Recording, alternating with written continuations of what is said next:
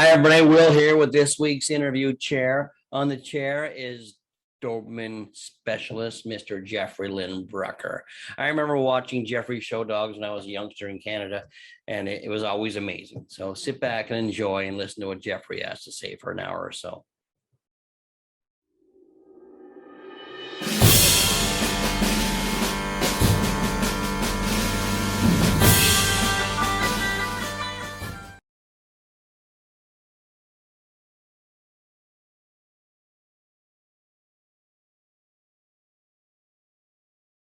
Hi, everybody. Today on the interview chair, I have longtime friend, Mr. Jeff Brucker. How are you, Jeff? Doing fine. As usual. It's good to see you. It's been a long time. Yeah, we've both gotten a little older. Oh, yeah. You got older than I did, though. Okay, well, you pretty well stay the same, you know. Yeah, I've always looked old. Okay. So, have you been showing much? I know you were just at the Doberman Nationals.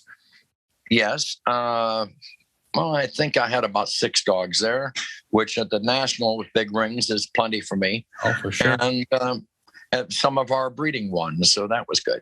And didn't you judge the top 20 or something like that? Yeah, they had 2 top 20s because of the COVID year, and I judged the second one that they had. Oh, good. How'd that go? Was that fun? Yeah, it was fun because it was totally different format. The format that they generally use when you first come in the ring, you give a number between 1 and 10 for the general overall appearance of the dog. And then you have a list of things that basically quote the old standard points that they had in the AKC book. And each category, you grade them in that category. The problem with this is the only time the overall picture comes into play is if there's a tie, which I think is asinine.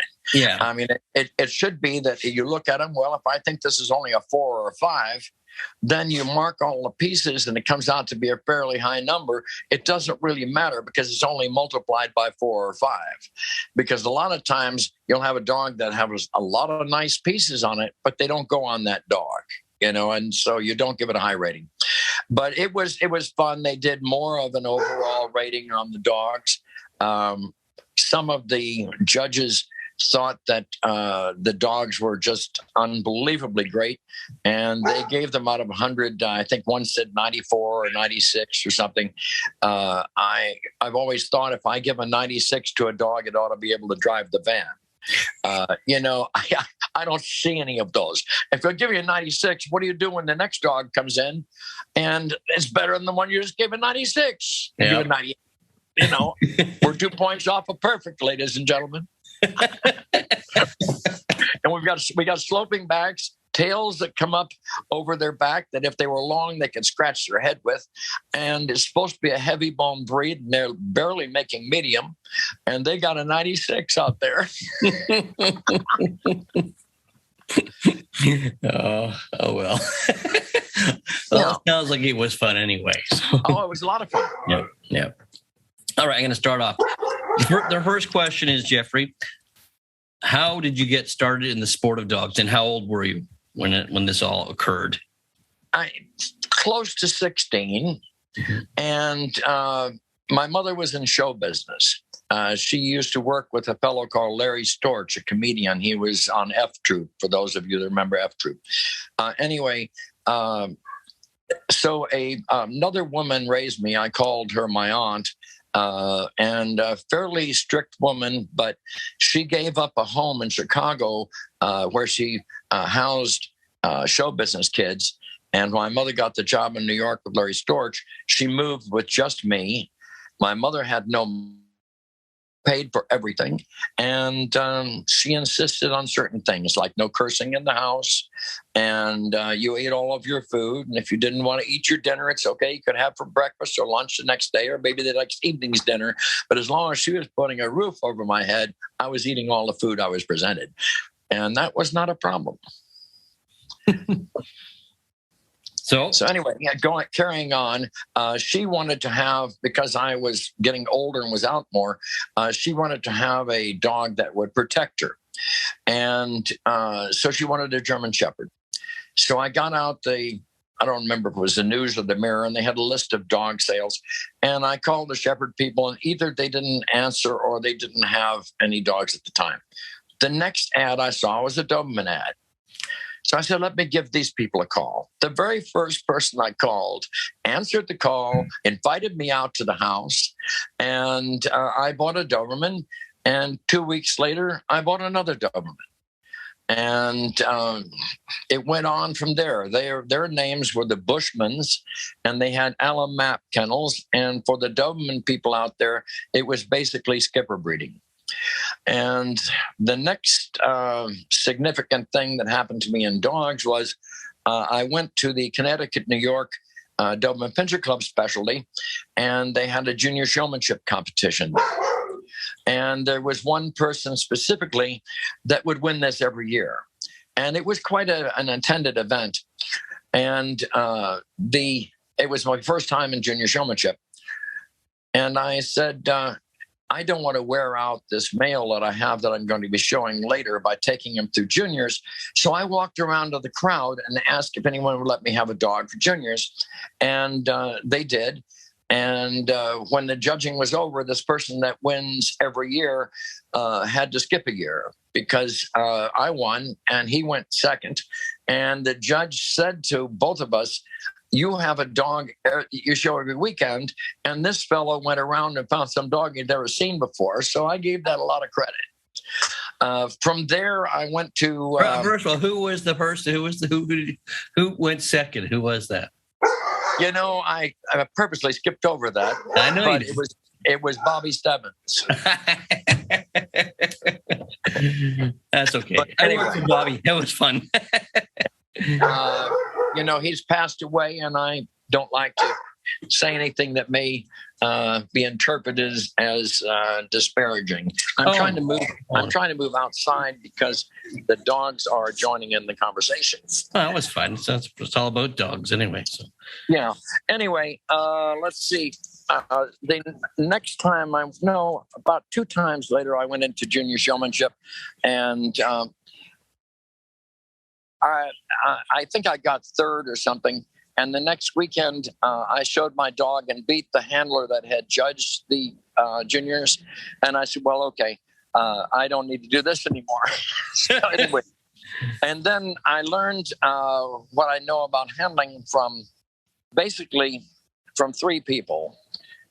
Peter Knoop, that handled Storm in the Garden and won it twice. Monroe Stebbins, who I think was one of the best mechanics as far as setting up a dog. And Jane Kay, who basically taught me how to move a dog. So I was lucky enough to have those 3 people. I don't think Pete Knoop ever knew that I tried to copy what he did, but he was so natural in the ring.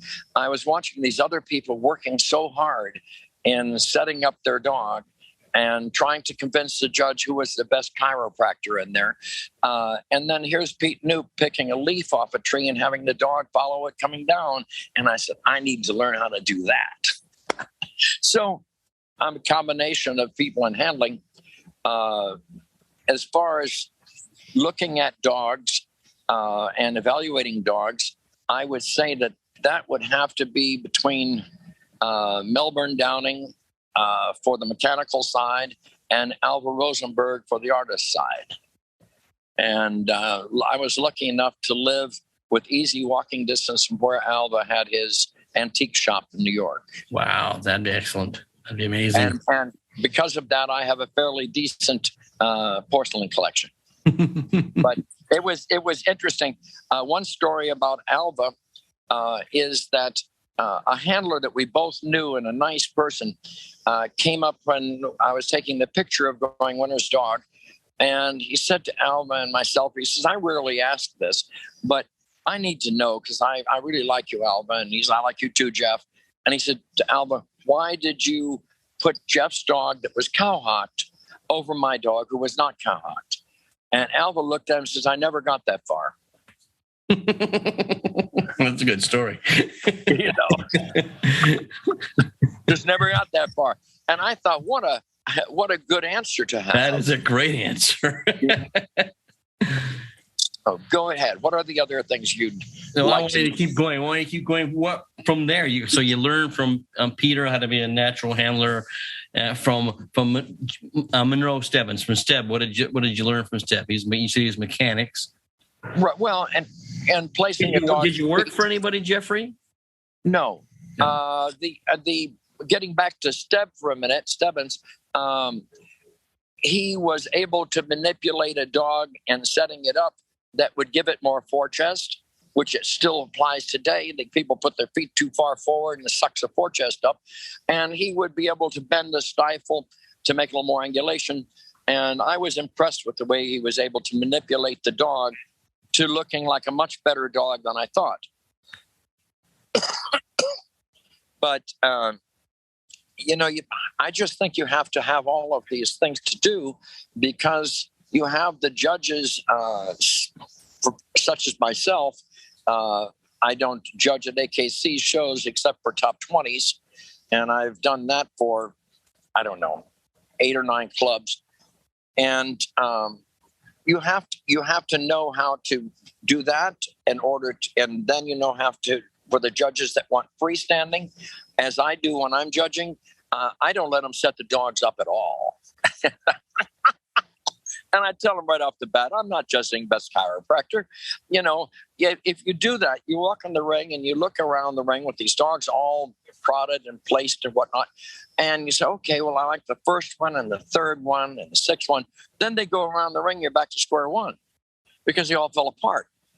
So I just let them stand out on their own. They can study them for examination. But other than that, I have no interest in seeing if they can twist the rear enough so it's not cowhocked anymore and all that.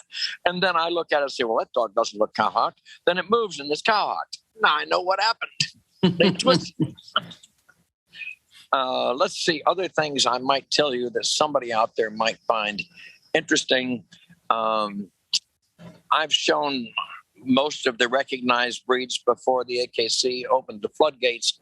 And I've won with a whole lot of dogs. I've had some great clients. I've met some very significant people. And aside from doing dogs, I consider it significant. I sang at the Metropolitan Opera House for about 3 years in the boys' chorus. And also the little church around the corner, which some of the New Yorkers, if they follow this, will know what it is. It was the Actors Church. And the Actors Church, which was Episcopalian, had almost the entire boys' chorus from the Metropolitan Opera House singing there. And They actually paid better. So, go ahead. Sorry. So you were how old when you went on your own as a handler? Well, that's actually pretty interesting. I couldn't get my handler's license till I was 21.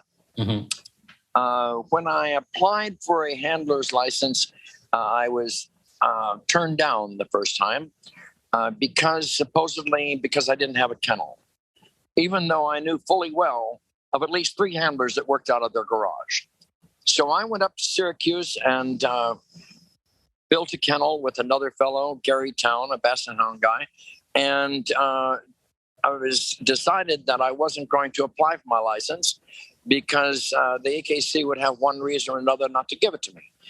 So I decided I was going to show up in Canada, which I did for many years, past president of the Doberman Pinscher Club of Canada.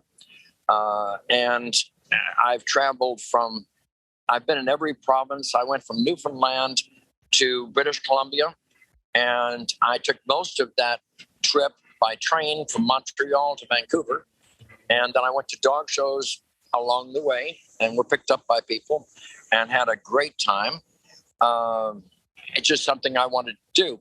So then one day at a show, Kitty Drury said to me, why haven't you got a handler's license? And I said, because I don't want to give them the pleasure of turning me down again. And the first time I applied for my license, I had a Sears catalog out of winning in Canada and finishing dogs of my own here, and it wasn't good enough. So I said, well, whatever. They're just not going to see me here.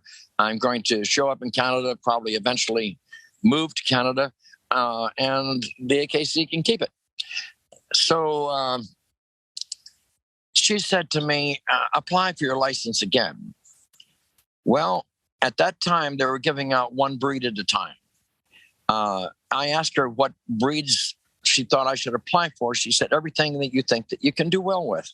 So I applied for 21 breeds, and I got 21 breeds, which was about 17 more than the people they gave the license to initially. And then after a while, I got very friendly with Leonard Brumby. Once he found out that I was doing educational things in dogs, he really liked that. He liked a kind of a little brochure that I made up. And I think that that began a very good relationship with us. But Kitty Drury was, did you know Kitty Drury? Oh, yes, I did. Yeah. She was an outstanding judge and an outstanding individual. When I lived up near Syracuse, I think she lived in Phelps, New York at that time. She called me up because she was reviewing the Newfoundland Standard. And she wanted me to play devil's advocate with her. And I did. And it was quite a learning experience. And a person that, even though they had done judging in many big shows, was just a regular person, very open to teaching you anything that she knew. In fact, she was telling me that she took a trip with her daughter up to Newfoundland and stayed at like a bed and breakfast. And she asked them where the bathroom was. And they said, out in the barn, and you have some sand and a bucket and a shovel. So it was somewhat primitive. I think things have changed there now. Now, when I got my license, first thing I did was go to a dog show to show dogs for money. And, of course, being as humble as I have been, I asked what Jane Camp was getting at that time, Jane Forsythe, and they said $25. I said, my handling fee is $25. The first dog that I finished was a Doberman. It cost the woman $175. And she advertised in, I guess, Popular Dogs at that time, and had a picture with the dog's win record. And it was Alva Rosenberg, Louis Murr, Henry Stecker, just the Melbourne Downing. It was just the rogues gallery of the top judges in the country. And then fourth in a class of 4, she gave a name and said first assignment. Oh. So for my first assignment, let me put this dog fourth that every top judge in the country has put up. So how old were you when you started doing that, Jeff? How old were you when you got licensed? I'd have to guess 22. They wouldn't allow to 21. I might have been 23. I don't know. It depends how long I was mad at the AKC. Because I enjoyed showing in Canada and had, a lot of great friends and a lot of great times there. You had some good clients up there. For some reason, didn't you showed Scotty's for John Devlin. John Devlin, yeah. Right. I showed Scotty's for him. He sent me the Scotty when I was out in, I think, Calgary, and I couldn't get the bugger out of the box. Eventually, I turned the box upside down and shook him out and covered him with the covers so he didn't bite me. After a while, we were good friends. But at least initially, he was a little wild. I also showed for the Nut Beams. Okay, yeah. Right. Let me just think of anyone else up there. They were characters for sure. I used to love showing to both of them. My God. Well, you have to imagine, you go to Newfoundland, and Megan Nutbeam's name first was Megan Moores, and you're going to the Moores Auditorium. So you know right away that if she's showing dogs there, that she may win something. But we became good friends. Her brother was Premier of Newfoundland, Frank Moores, and he was in the federal government also. I'm so used to Canada. I almost feel like, well, I can talk about Canada for a while. Go ahead. No, you keep going. What else? I want you to keep going. And I'm just trying to think. That's all is significant. And good night. No. Yeah, let's see. Well, what year was this, Jeffrey? What year was when you were licensed? You were 23. What year was that? Well, let's figure it out. So that would be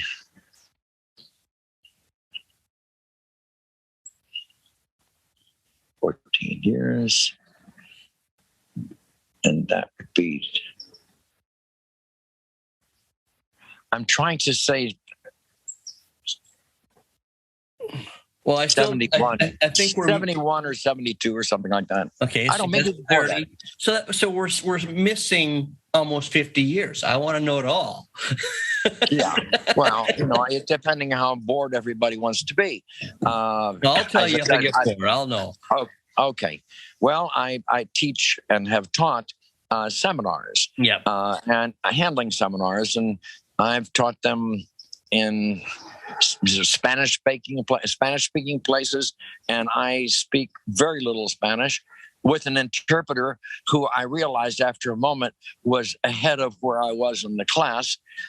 So we had to readjust there. I've taught them in Mexico.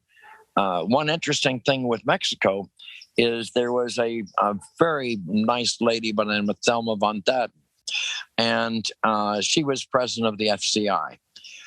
And she and Robin Hernandez and several other people from Mexico City in the area were inviting me. So I came down, and I'm expecting to see this group of people like I did in Puerto Rico, maybe 25 people or something. And we pull into an estate, and we go into this rather large living room that has seats around and then one seat in the middle. And this is going to be the handling seminar. They didn't want to have a handling seminar. They wanted to talk to me about my experience in dogs and what I thought about different things, which I considered a great honor. And they paid me just as if it was a handling seminar, but I didn't teach any of them any handling. I might have told them things that I thought judges could do better as far as their procedure is concerned. But other than that, but it was significant. I enjoyed it. Winning different breeds in the garden has always been good. I've had some very good winning Dobermans, particularly, but also Danes and a strong pointer. The pointer is a Crookrise pointer for pointer people, and that's an English kennel that has been behind most great dogs they've had there and here. And I went over and brought pictures of our top dogs here. I went to Crookrise Kennels. I saw their pointers, and even though they knew I was coming, it wasn't more than a day in advance. And they said, "Who is this joker here looking at our dogs?" And I was looking to buy them. And they were more or less trying to cut the visit short. And I saw their daughter outside working a pointer. And I said, I teach this. Can I help her out at all? They said, go ahead. So I took the pointer she had and worked it for a minute, and then took it around the ring without a leash on it, and then set it up without the leash. And then I said, now I'm going to show you how to do that. When I went back into the house, the Crookrise people stayed up to 3 o'clock in the morning teaching me pointers and telling me where I needed to go, other than where they originally thought they needed to tell me to go. And I drove 1,400 miles around England, which is only 500 miles long. So I crisscrossed it. I found pointers that were really nice in a place called St. Aldwyn's. And I bought 2 sisters and an uncle. The sister, when I took her to the garden at about 13 months, I noticed that one of the spotlights coming down from the ceiling was particularly bright in one area. And I thought, I can go in and stop in this area. And I do. And the difference between my pointers and the ones they had here is they didn't have any dish here in the head. Well, the English considered all the dogs I showed them pictures of winning dogs here. They said if we had one like that in a litter, we'd never breed the dog or the bitch, and we'd sell it to somebody as a pet and would not give them papers. I mean, they were just, this is not a pointer. So anyway, the first show that I took her to of major category was the garden, and Annie Rogers was judging it. And I got under the spotlight. I aimed the bitch straight ahead. I pulled her tail and got on one knee behind her. And basically that was the end of it. She looked at her as if to go, ah, it was all over. There, no other pointers had a head like that. She went on to get 350 breeds, I think 57 first in the group and about 7 best in shows. But a extremely nice bitch, great pet. The pointers that we had around here at that time, if they got loose, you'd never catch them. They were just too skittish. The English pointers were just nice. And now we have good ones here, but most of them have dishes that do any winning. And I think some of that is because, and Bobby Fischer that you spoke about earlier, brought my bitch's father over here. What was your bitch's name? St. Alwyn's Radiance. Radiance. We had a dog up here. You remember John McNichol? No. Up here, they hang out John McNichol. He showed St. Alwyn's Traveler, which is a dog Navy. He was top sporting dog, I think, up here for a little time. So, yeah. Well, the sister of this bitch was St. Alwyn's Remembrance, and I won the group one weekend with Ray, and then went someplace else on the same judge and won with the sister, and they were different colors. That's kind of an interesting point in itself. I don't know if you ever remember, I had a Saluki, and it was Merlin was his call name. He was a really good Saluki. He looked like he'd been painted. He was black with these white fringes, white tail fringes, everything just beautiful on the dog. And I took him to the garden, and the judge at the garden gave him best of breed. Well, everyone there was saying, oh, well, it was an accident. How did this dog get this? But next year, we have the Hound Authority that's coming in there. And this woman is, wonderful. So I get to the garden, and I'm the first dog in line. She looked at my dog and glanced around the rest of the dogs. It was all over again. But anyway, one of the things, I know I've skipped around a little bit, but one of the things that people out there that are judges and I don't know, do you have a group that are judges that are watching this? Oh, yeah. Everybody watches this, Jeffrey. You just wait. All right. One of the things that I see judges do that I think is not really to the benefit of finding the best dog, because actually judging, you're endorsing dogs for breeding. So what I see them doing is they'll move a dog, and then when they get finished moving the dog, they'll have it go around the rings at the end of the line, and they not only look at that dog when it gets to the end of the line, but they scan down all the other dogs that have been moved. This makes everyone in the ring come to attention and show their dog, or what I call burning up their dog. Whereas during that time that the judge is really not supposed to be doing that, they're supposed to be watching the next dog move. It's wiping those dogs out, and the people can't go back and refresh themselves or refresh the dog or play with the dog or something like that. So I always wonder, why judges do that. I don't know. I could almost understand if they were doing it and then selecting dogs and putting them on the other side for further consideration or something. But when they do it, and it's, it's like their final judging is happening right now, and they still have 4 more dogs to move. So I question that. The other thing is this thing with teeth, with counting teeth. I felt a long time ago that the American Kennel Club should put together something so you can have the teeth certified. Have a veterinarian, a longtime breeder, whoever you want, have a tribunal, but have them certified. You can either have your dog's teeth certified or not, but in the judging program, it would have certified next to it. So he doesn't need to go in your dog's mouth, because you're trying to, Rottweiler can only have 2 missing teeth. It's qualified. You're opening a mouth of a dog that has maybe 2,500 pounds of pressure in it.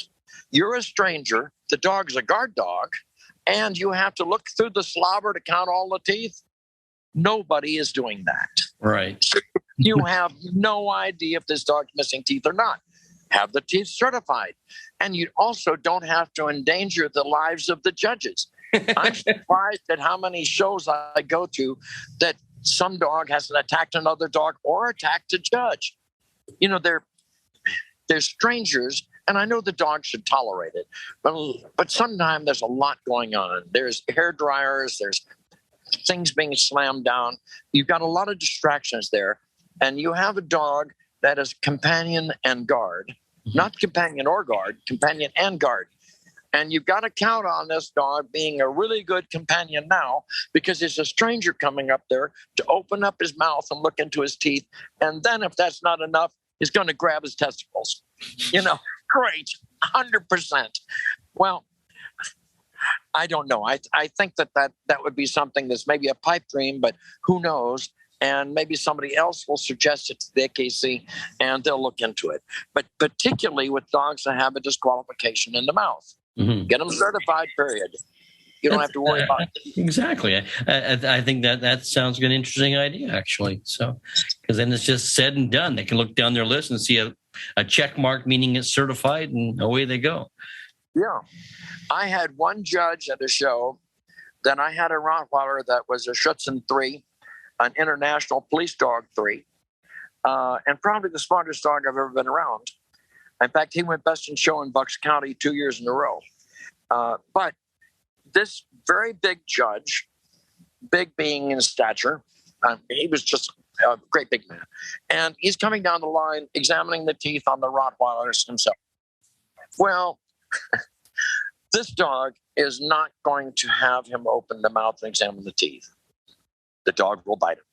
That's all there is to it. So when he gets up to me, I start showing him the teeth, and he says, I examine the teeth myself. And I said, sir, this dog will bite you. Let me show you the teeth. I will examine them myself. I said, okay, well, I'm leaving now. And he said, you can't leave without my permission. I said, okay, let me have your permission. He did not. And he followed me out. The AKC rep was right there.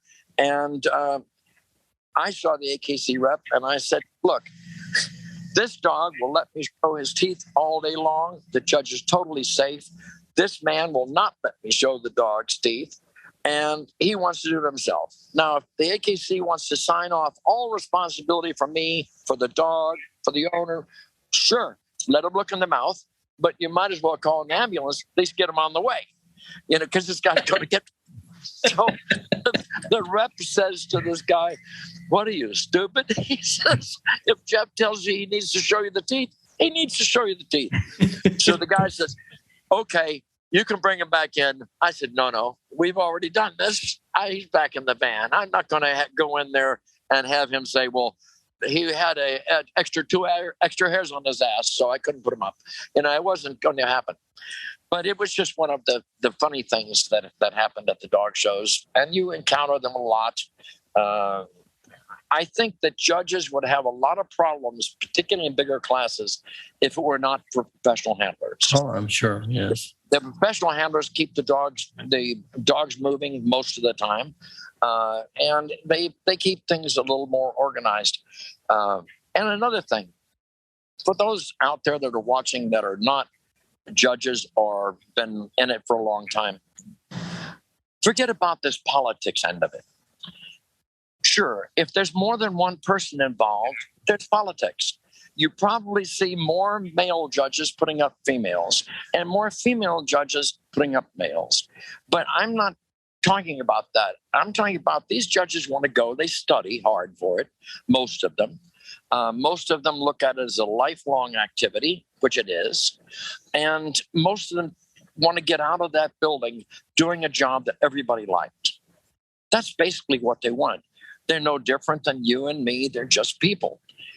But when they put up some dog in the ring, generally it's like Republicans and Democrats. There are the group that like the dog and the group that think the dog's awful.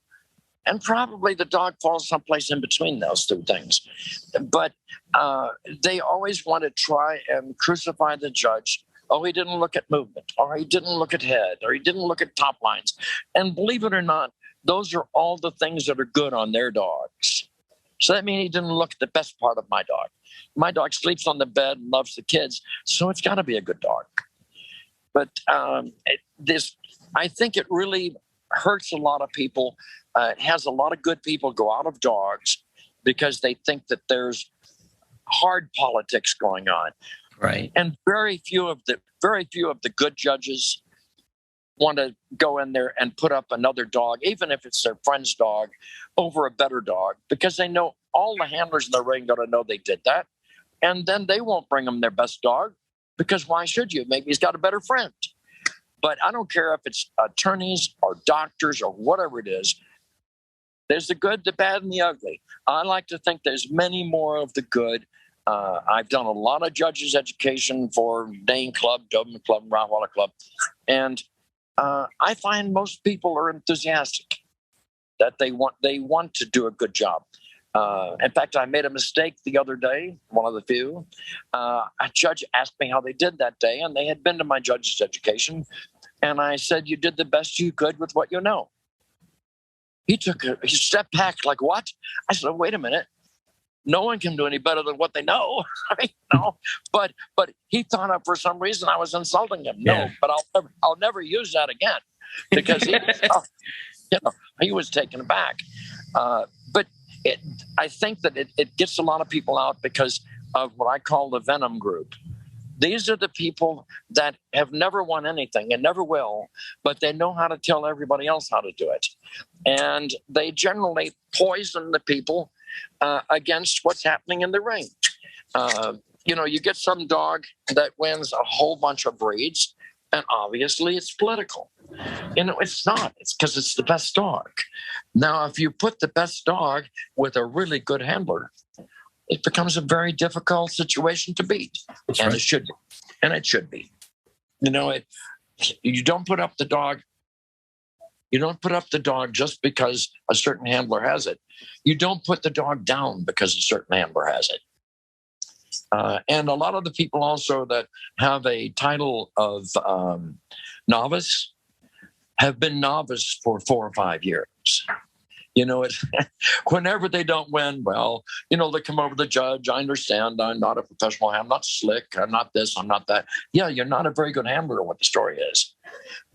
And when you get to be a better handler, you'll do better. It's funny. You know this for sure. If what makes a good handler is knowing which dogs are good. Like Maribeth O'Neill at one of I did the symposium for the AKC, and I said to her, I don't really feel qualified. And she said, who else told me that? Frank Sabella and Andy Rogers Clark. Not that I'm in that grouping, but it was interesting that we all said that. And then she came walking by later. I did Dobermans, Danes, and Rottweilers there. And I said, I just had someone in the last group that you need to look at because they are really, really good and dedicated. And she said, oh, well, what makes them so good? I said, the fellow told me afterward that the thing he learned from me was that he wasn't ready to judge Dobermans yet. I said, now this is somebody you need to watch. Because if he's the bar that high for himself, he'll be a better judge. And again, in judging, I think any of the judges that have a mental picture of ideal, whatever breed it is they're judging, the closest one to that wins. Now, you have to have a point of reference. So pick out some dog to be your mental ideal, whatever it is. And then as you go along, you'll make changes to it and make changes to it. And you never stop that. If you ever stop that, you might as well stop being involved in dogs, because that's what keeps you going. That's why these people out there are 93 years old and still running to the dog show that are judging, because there's always something else to learn. When I got off that plane in England, I thought a pointer looked one way. When I got back on, I had a whole different perspective of it. So, it's a never-ending thing. When I'm teaching the seminars, I say to people, one of the things that you get in dogs is if you were to ask someone on their deathbed, what did you do in life? And they say, well, I was a billionaire. Okay, so what? Billionaire is nice, but it's not significant. Go to the next fellow and say, what have you done? He said, what I've done is I've worked my whole life to make the petals on the rose stronger, to make the plant healthier, to make the scent more vibrant. Well, that's somebody that did something. And the people that are dedicated to dogs, in some ways, are like the people that are monitoring our wildlife, because we're monitoring the way that dog looks. Melbourne Downing said to me, the one thing you need to know in judging is what's currently wrong in that breed, and give dogs that don't have that problem more consideration. I think he's absolutely right. Mm-hmm. Most of these breeds go up and down and up and down, and different things become significant. And generally, those things that become significant are what's currently wrong in the breed. And that makes sense to me. Oh, most definitely.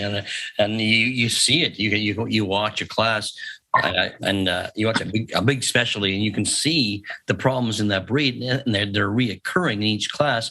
That's the issue at that point. So, and then someone like Melbourne is going to try to fix that exactly. On that day. So, and yeah, on that day. But the thing is that Melbourne will try and fix what he wants to fix and finds. Alva will do the same thing, and multiple judges will then say, okay, and they'll listen to what they say. So it does change it, you know, about that. But that's, you know, I think without a mental picture of ideal, basically you're depending on 4-H judging, you know, which one goes over and back best, who has the best top line, what the heads would look like, we're not quite sure.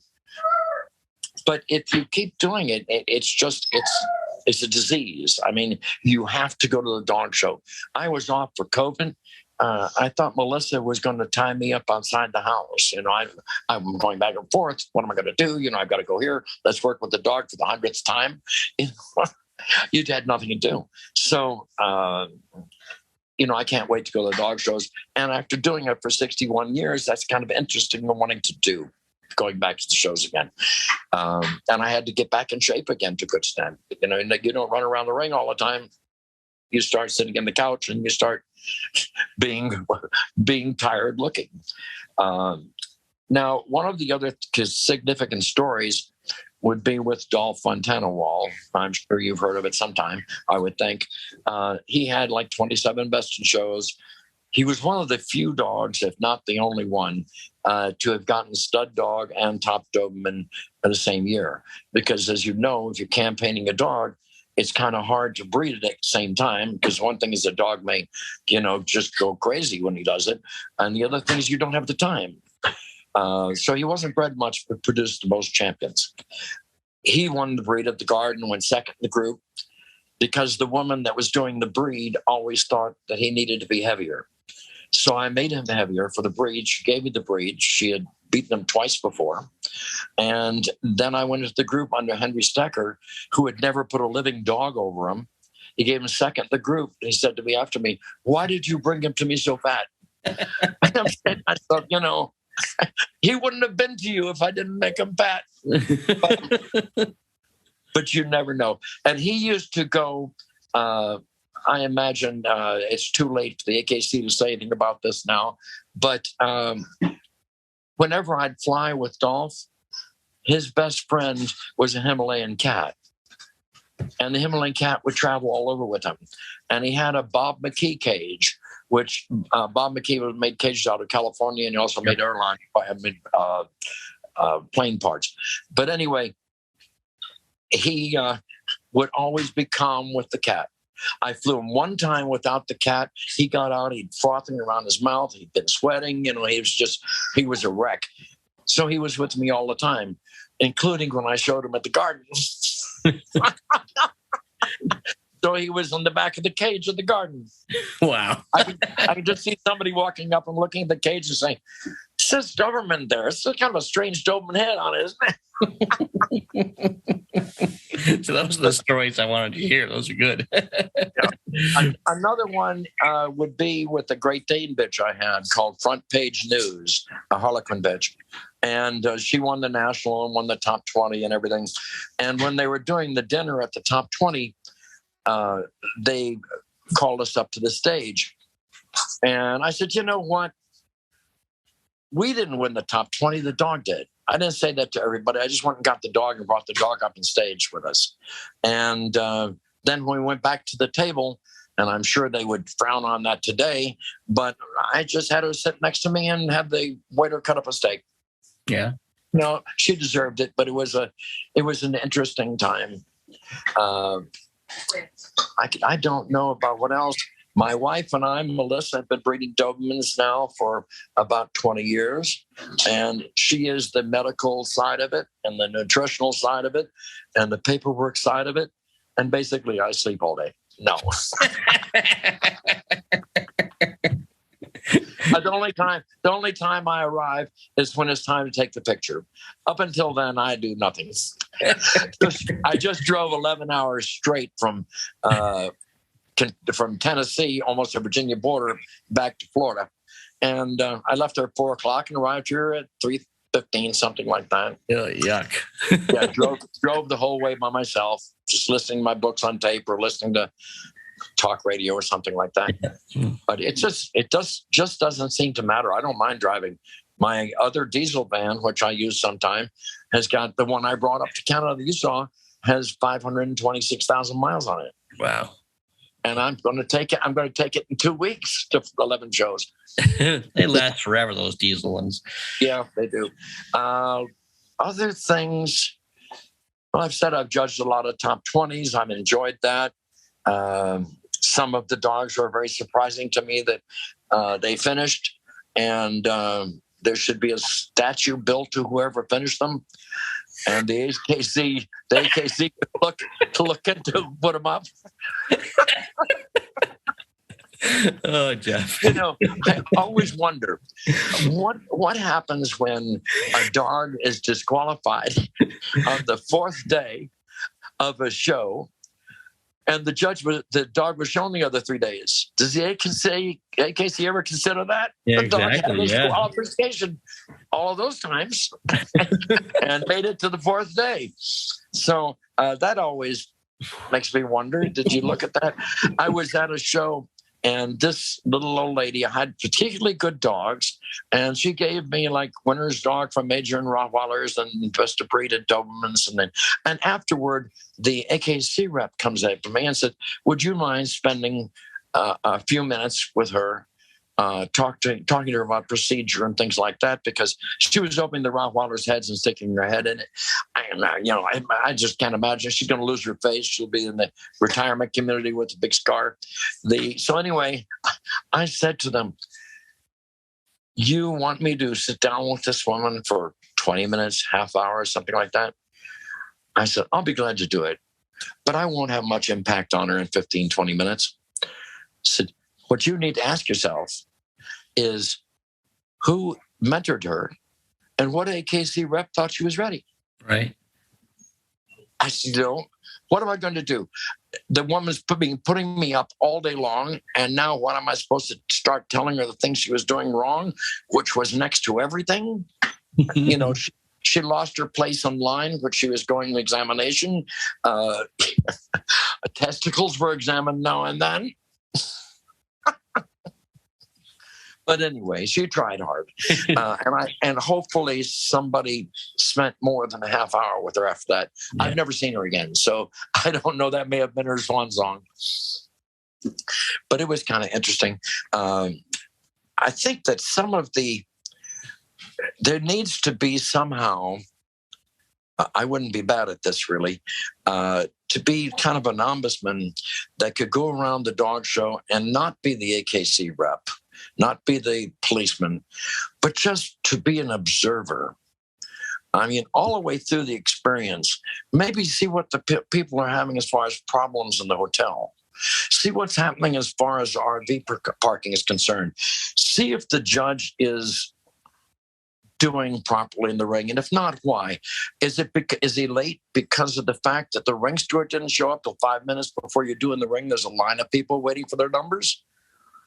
There's a lot of things that I think just slip through the cracks that somebody should be looking out for, and not with anything other than creative criticisms.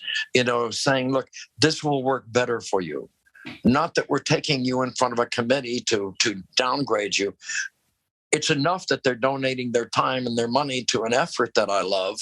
Sure. I like all of those people. Anybody who gives me food and affection works well with me. But there needs to be somebody with an overview of these things.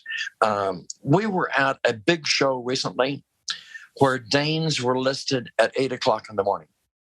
And let's say ring 8. I don't remember what ring it was.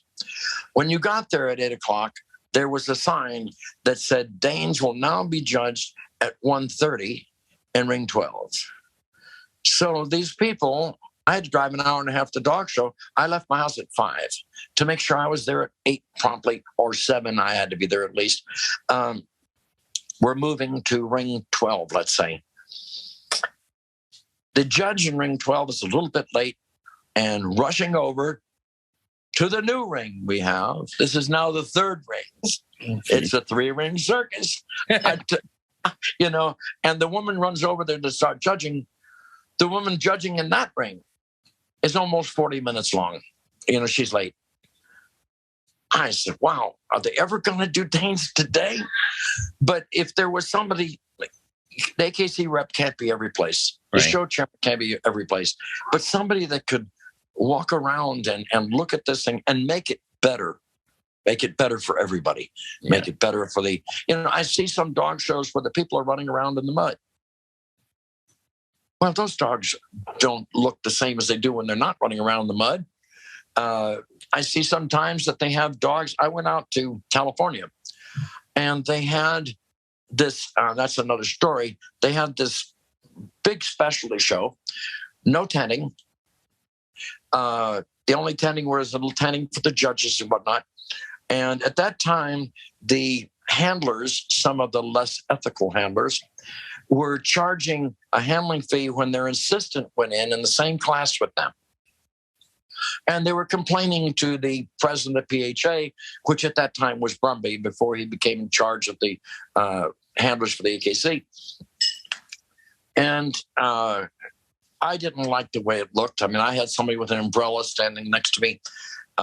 And the AKC rep at that time came up and said to me, is your name Brucker? I said, no, my name is either Jeff Brucker, Mr. Brucker, or Jeff. So we're already starting on a good place. And he says, you know, you have 2 dogs entered in this class? I said, do you know I don't have any dogs entered in this class? He says, well, you're down as handler. I said, I could put you down as handler. I said, I can't control that, who puts who down as handler. Look at the entry form. I didn't sign either one of them. So he said, well, you have 2 dogs in this class, and you're trying to charge 2 handling fees. I said, okay, you see the one I have here. Can you point out the other one? Goes through all the numbers, says, oh, the other one's absent. I said, no, I have 1 dog in this class, right? That's okay with you? Wow. And he said, oh, he says, yes. He says, I'm sorry. He says, you're clear. You're okay. I'm saying, I'm clear. I'm okay. Thank you. Do you have a moment? She said, yes. I said, you know, the Humane Society could close this place down in 5 minutes with no place for shade for these dogs. The other things are the garbage cans are overflowing, and I see no place outside the washrooms to wash your hands. I said, there would be a good thing for you to do. Never saw him again. But it's the AKC reps, too. That's a good situation to a good extent. But I think that they need to know more possibly about the breed, that they're sitting in judgment of the person judging it. I can understand procedure, but it goes past procedure, as you know. You know, it goes past procedure to the judges being influenced to some extent by the AKC rep. You know, like, why did you put number 1 instead of number 3 first? I'd like to know who's asking me. Are you a breed authority? You're not a breed authority? Well, you're trained by a breed authority. Who was that? And I think that it's, again, that needs to be looked at a little bit. They're good people. Most of them are ex-handlers. Almost all the superintendents are or were ex-handlers. But the AKC rep is necessary at the show. Otherwise, I think it could get a little bit rough. I don't think necessarily the dogs would bite the people, but the people may bite the people. Exactly. So I think the AKC rep is a good thing. Did I just hear, by the way, in Canada, that you can no longer have a slang expression for Bush? It's illegal. For what? Did you read about that? Not for Bush, for Biden. That they were calling Biden some other name. You didn't hear about this either? No. I was listening in the barbershop today. They were talking about it, that there's some slang name for Biden. And in Canada, they made it illegal to do that, to say that. I haven't heard that yet. So freedom of speech is totally gone then. No. I have one last question for you, Jeffrey. Oh, no, it's almost over? Go ahead. You're going to miss Jeopardy. But somebody else has been talking to you. You didn't remember that, did you? I remember that. If you could meet the 20-year-old Jeffrey now, what advice would you give him? Oh, not much. I can tell you that. To learn as much from people as you possibly can, to not be dogmatic about your thinking, to be open-minded. Go to the people that are successful. Don't try and learn from the people that don't know how to do it. And they're the ones generally that are the most verbal. Other than that, don't go through that period where you were wearing leisure suits. You're not Elvis Presley, so don't let your sideburns get that long. You're going to have a mustache when you get older, but right now it's not significant. By the way, I have to add one thing. Okay. Do you have time? Sure, yeah. Okay. Larry Downey. Did you know who Larry Downey was? Yeah, I knew who he was. Okay. Yeah. Right. He trained Stan Flowers and whatnot. He was at a show I was at. And he was like, Babe Ruth to me. The guy won. He won everything. And he was very good about what he was doing. And I was talking to some people, and a judge and another handler and a couple of breeders. And he said, when you get finished, I'd like to talk to you for a minute. Well, this is Babe Ruth telling a rookie he wants to talk to him for a minute. So after it was done, which I made go very fast because I wanted to go talk to Larry Downey, I went in the trailer with him, and he and Alice were in there. And he said, you can take this as you wish. But he said, you've got very good hands to dogs like you. Today, I watched you, and the judge that judged today was wrong in the decision he made. And afterward, he was in that group we were talking about. You made your point. Everybody knew you were right, including him, but you drove him into the ground. He said, now he's got 5 friends, and they're judges, and those 5 friends have judges. He says, and you've dug yourself a hole there. He said, the other thing is, I hear you talking a lot. He said, why don't you listen? He says, you already know everything you're going to say. And I said, what good life lessons those are. Yeah. Now, other people might have taken offense to that, but I took them as life lessons, and I listen a lot better now. And I don't drive anybody into the ground because I realize that they're doing the best they can with what they know. I like that too. Anyway, it's been fun. That was great, Jeffrey. I really appreciate your time. I hope it was all right for you. No, it was perfect. You said you were talking to Wayne Ferguson? No, Wayne Kavanaugh. Wayne Kavanaugh. Okay. Yeah. All right. Yeah. Sounds good. You can say hello for me there too. I will. Okay. Thanks, Jeff. It was great to catch up to you. If you like what you're seeing here, make sure you press the like, share, and subscribe button. You need to get a hold of me at dogshowtips@gmail.com. If you want to just see what's happening in Will's world, go to willalexander.net. And don't forget about the Dog Show Drive every Thursday, the podcast with Wayne Kavanaugh and myself. Until next week.